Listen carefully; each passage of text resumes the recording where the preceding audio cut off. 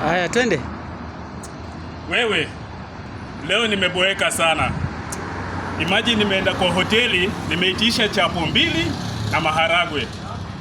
Alafu si unajua maharagwe huwezi kula peke yake. Lazima uweke tear gas. Na unajua tear gas ni nini? Ni pilipili. Husikii nimeweka pilipili. Waiter wakaanza kuteta. Unajua kitu inaniuma sana. Ati ananiambia nisimalize pilipili. Kwani pilipili ni kitu ya kukataza mtu? Ai wewe, pilipili si kitu ya kukataza mtu. Ati yo sijui nini usikule. Halafu usikii hiyo chapati nimeiweka. Wengine wakiweka mawe, mimi naweka chapati. Hata nataka nimeweka 2 lakini nasikia kuweka zingine 6. Lakini yao mawaita wameniboa sana. Unaninyima aje pilipili? Kwani nikimaliza pilipili kuna shida?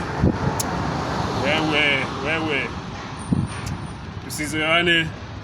Ka pilipili umeweka hapo, umeweka tutumie, si ya kukataza watu. Pilipili si kitu ya kunyima mtu. Wewe. Heri uninyime kitu ingine lakini si pilipili. Wewe.